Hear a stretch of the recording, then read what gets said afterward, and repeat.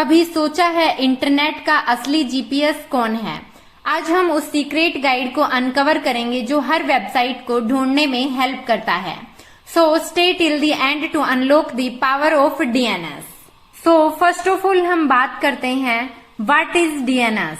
So simply DNS it means domain name system.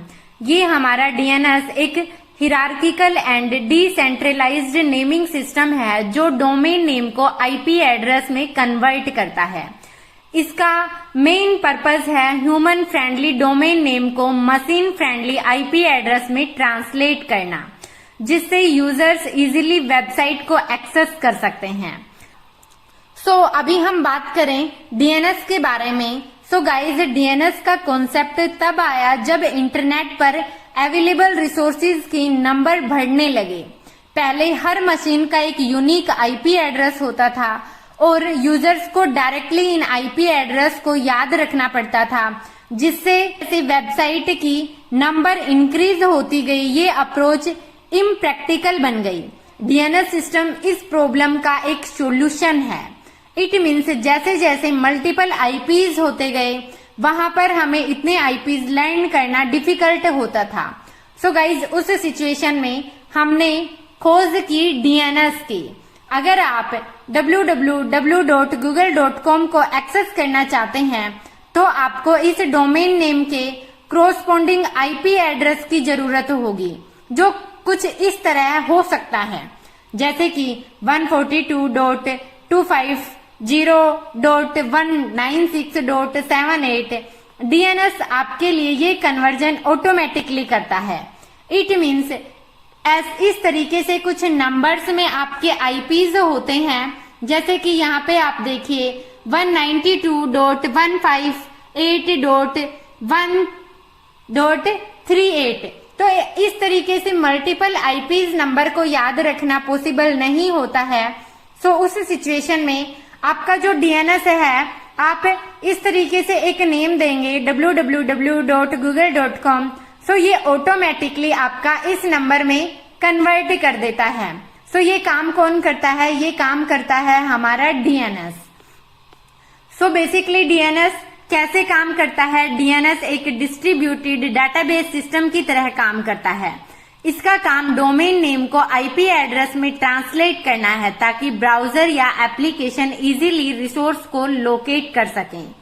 सो क्या क्या components हम यूज करते हैं डीएनएस में? सो फर्स्ट ऑफ ऑल हम बात करें डोमेन नेम की। सो बेसिकली हमारा डीएनएस का फुल फॉर्म क्या होता है? Domain name system. So domain name readable होते हैं, जैसे www.google.com। ये हिरार्किकल स्ट्रक्चर में ऑर्गेनाइज होती हैं, जैसे कि हमारा जो .com यूज करते हैं, .org करते हैं, .in करते हैं। सो बेसिकली .com हमारा टॉप लेवल डोमेन है, जिसको हम TLD के नाम से भी जानते हैं। एज ए एग्जाम्पल हम बात करें आईपी एड्रेस की।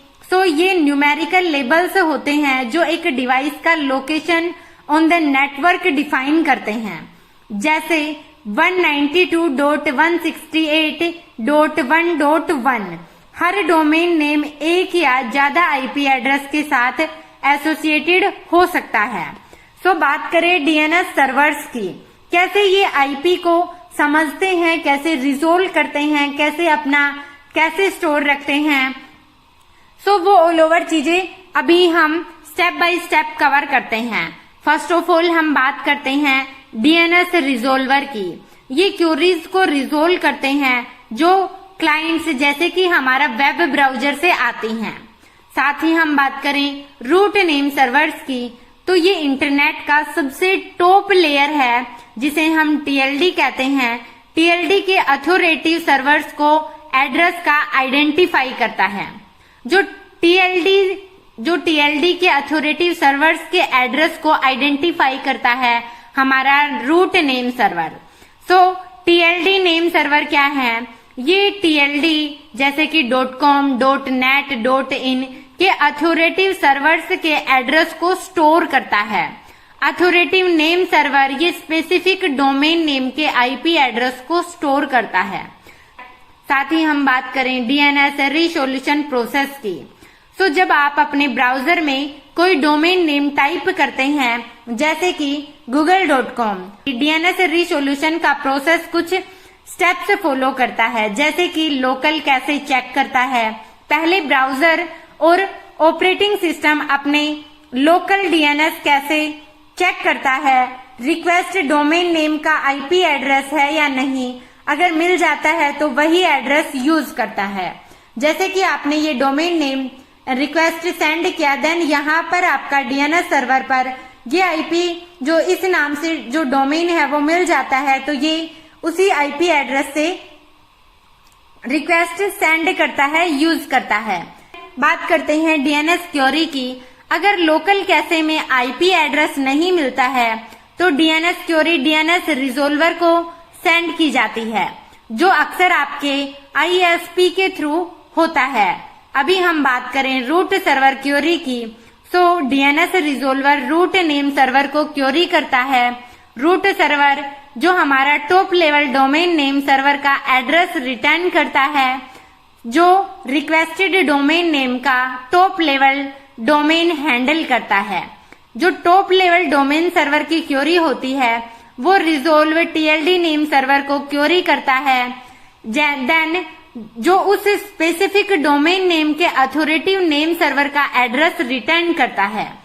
अथॉरिटिव सर्वर की क्वेरी किस कौन रिजोल्व करता है? So finally रिजोल्वर authoritative name server को क्वेरी करता है जो रिक्वेस्टेड डोमेन नेम का आईपी एड्रेस रिटर्न करता है। सो बेसिकली इस तरीके से ये एक सर्किल होता है। आईपी एड्रेस रिसोल्यूशन जो हमारा रिजोल्वर आईपी एड्रेस को अर्थात जो क्लाइंट है, ब्राउजर है, सो आपका जो रिजोल्वर आईपी एड्रेस को क्लाइंट तक रिटर्न करता है, देन ब्राउजर इस आईपी एड्रेस को यूज करके वेब सर्वर से कनेक्ट होता है और वेबसाइट लोड करता है। एज ए एग्जाम्पल हम बात करें, अगर आप www.example.com को एक्सेस करते हैं तो उस सिचुएशन में आपका जो रूट डीएनएस सर्वर है ये आइडेंटिफाई करता है आपका टीएलडी को, आपके .com को। सो टीएलडी सर्वर आइडेंटिफाई करता है example.com का authoritative name server, then authoritative server return IP address for www.example.com।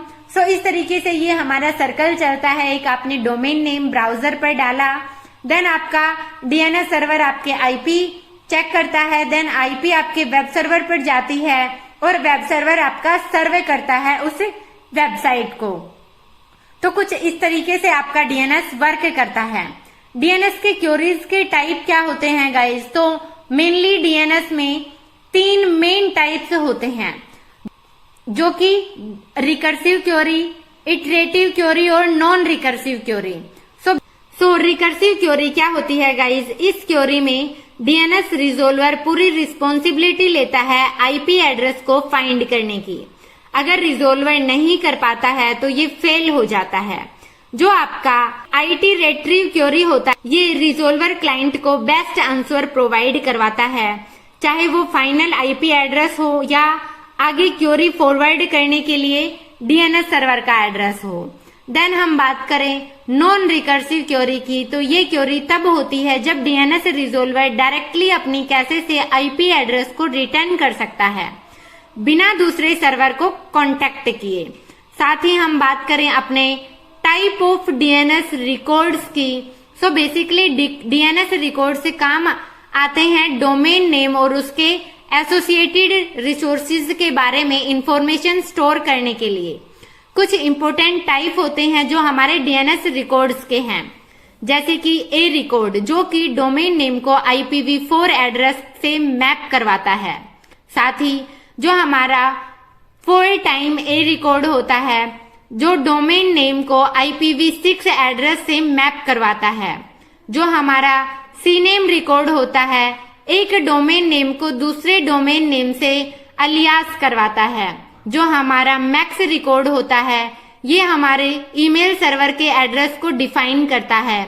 Then हमारा NS रिकॉर्ड होता है जो हमारे डोमेन नेम के डीएनएस सर्वर के नेम को स्पेसिफाई करता है। एंड लास्ट हमारा PTR रिकॉर्ड होता है जो IP एड्रेस को डोमेन नेम से मैप करवाता है। साथ ही अब हम बात करते हैं डीएनएस इम्पोर्टेंस की। सो ये यूजर फ्रेंडली होता है। User human readable domain names use कर सकते हैं जो लर्न रखने और यूज करने में इजी होते हैं। लोड डिस्ट्रीब्यूशन की बात करें तो मल्टीपल आईपी एड्रेस एक ही डोमेन के साथ लिंक हो सकते हैं जो लोड बैलेंसिंग में हेल्प करता है। एंड हम बात करें रिडेंडेंसी की, सो हमारा डीएनएस का डिस्ट्रीब्यूशन स्ट्रक्चर इंटरनेट की रिलायबिलिटी और अवेलेबिलिटी को इंक्रीज करता है। देन लिनक्स में डीएनएस काम को एनालिसिस या ट्रबल शूट करने के लिए सो आप डिग या एनएस लुकअप कमांड का यूज कर सकते हैं। सिंपली आप डिग www.example.com करते हैं तो ये कमांड आपको डिटेल डीएनएस रिजोल्वेशन प्रोसेस दिखा सकता है, जिससे कि क्वेरी के रिस्पॉन्स टाइम, अथॉरिटेटिव आंसर और टीएलडी इंफॉर्मेशन। एंड हम बात करें एनएस लुकअप कमांड की, सो बेसिकली जैसे ही आप एनएस लुकअप www.example.com टाइप करते हैं अपने टर्मिनल पर, सो ये कमांड आपको स्पेसिफिक डोमेन नेम का आईपी एड्रेस क्विकली रिटर्न कर देता है। जैसे कि अभी हम एक डायग्राम से समझते हैं कि ये हमारा जो डीएनएस कैसे प्रोसेस करता है। ये है आपका पीसी, जहां से आपने एक डोमेन नेम यहाँ पे डाला जैसे कि www.google.com। ये रिक्वेस्ट आपके डीएनएस रिजोल्वर के पास गई, देन आपके रूट सर्वर के पास गई। रूट सर्वर ने इसको फिर से आपके यहाँ पर डीएनएस रिजोल्वर के पास सेंड किया, देन आपके जो टॉप लेवल डोमेन सर्वर है उसके पास गई।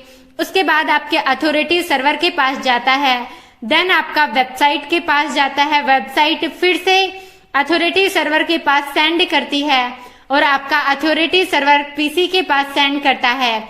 देन आपका ये वेबसाइट आपका शो होता है इस तरीके से। सो बेसिकली ये ऑल ओवर चीजें इस तरीके से काम करती हैं। डीएनएस इंटरनेट का एक बैकबोन सिस्टम है जो डोमेन नेम्स को आईपी एड्रेस में ट्रांसलेट करता है।